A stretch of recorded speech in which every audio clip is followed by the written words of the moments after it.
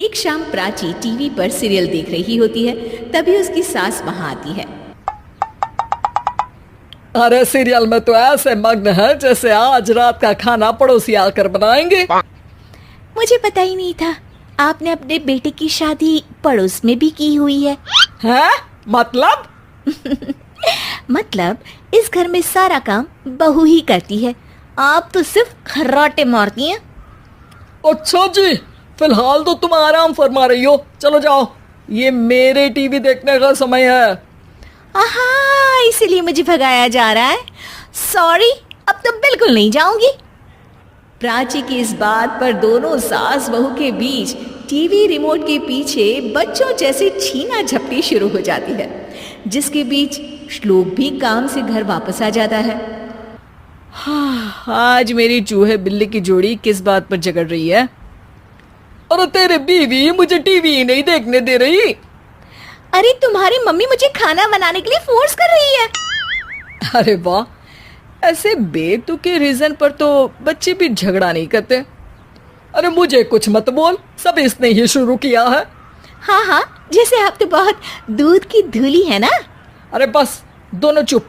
प्राची जाओ, खाने की तैयारी करो। और माँ तुम छोड़ो, तुम्हें क्या बोलूं, शांति से अपना सीरियल देखो, मुझे दोबारा लड़ने की आवाज सुनाई नहीं देनी चाहिए। ऐसा बोलकर श्लोक वहां से चला जाता है, जिसके पीछे पीछे प्राची भी कुछ न कुछ बड़बड़ाते हुए रसोई में चली जाती है।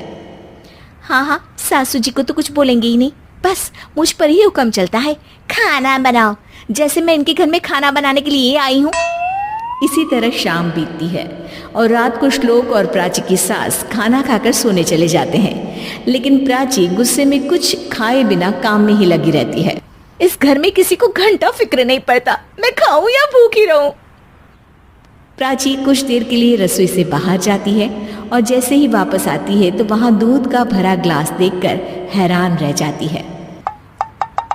फिक्र पूरी है, बस दिखाना नहीं है।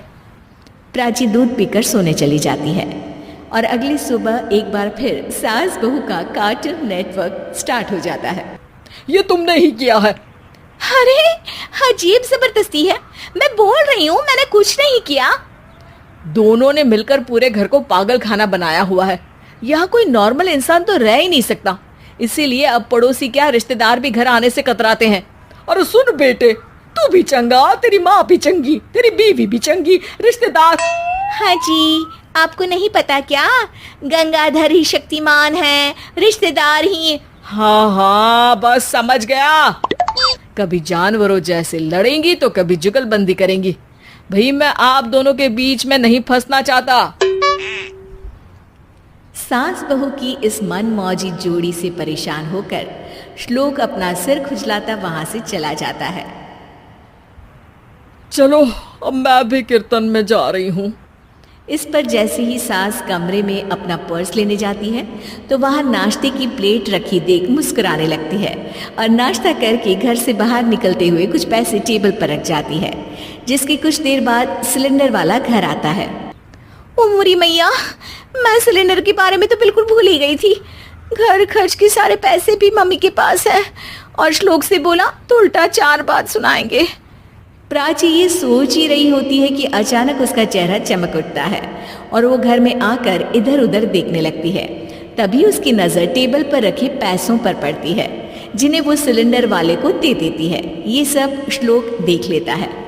अच्छा बेटे, इतना बड़ा घोटाला, सबके सामने मैं तेरी दुश्मन और पीठ पीछे तेरी मेरी यारी। इस पर श्लोक एक प्लान बनाता है और शाम को सब एक साथ बैठे होने पर बोलने लगता है। माँ, तुम दोनों की बहुत लड़ाई होती है, इसलिए मैं सोच रहा हूँ कि प्राची को उसके घर छोड़ाऊं, इससे वो भी खुश रहेगी और तुम भी। अचानक श्लोक की ये बात सुनकर सास बहू शौक से उसकी तरफ देखती है। अरे ऐसे कैसे घर छोड़ाओगे, मुझे कहीं नहीं जाना। अरे तुमने बोला नहीं पर मैंने सुन लिया, तुम्हें मम्मी के साथ रहना अच्छा नहीं लगता, मुझे पता है। अरे वाह, अरे जब बहू खुद कुछ काम बोले तो वो तुझे सुनता नहीं, और अब जो इसने बोला ही नहीं वो तू समझ गया। जब उसे नहीं जाना तो फिर जबरदस्ती क्यों कर रहा है? अच्छा, फिर आपको मौसी के घर छोड़ाता हूँ, बस अब आप दोनों एक घर में एक छत के नीचे नहीं रह सकती। मैं इस टॉम एंड जेरी की जोड़ी को और नहीं झेल सकता। है? ऐसे कैसे नहीं रह सकते? तुम्हें इतनी दिक्कत है तो तुम्हारा बोरिया बिस्तर पैक कर देती हूँ, लेकिन मम्मी जी कहीं नहीं जाएंगी। बिल्कुल यही सुनना था मुझे। अगर दोनों में इतना ही प्यार है फिर हर वक्त ये लड़ाई का नाटक क्यों करती हो? देखा मैंने कैसे माँ किचन में दूध रखती है और तुम उनके लिए कमरे में नाश्ता रखती हो, और कैसे वो पहले ही तुम्हारी दिक्कत समझकर घर में पैसे रखकर बाहर जाती है। अरे भाई, इतना ड्रामा तो डेली सोप में भी नहीं होता जितना तुम दोनों ने इस घर में फैलाया हुआ है। तू हमें टॉम एंड जेरी बोलता है ना, तो याद कर वो दोनों भी एक दूसरे को बाहर वालों की बुरी नजर से बचाने के लिए हमेशा सबके सामने लड़ते थे, लेकिन अकेले में दिक्कत के समय मदद भी तो करते थे। बस हमारा रिश्ता भी कुछ ऐसा ही है। और वैसे भी अगर सास बहू में तू मैं नहीं होती तो दुनिया वालों को कहानियां कैसे मिलेंगी?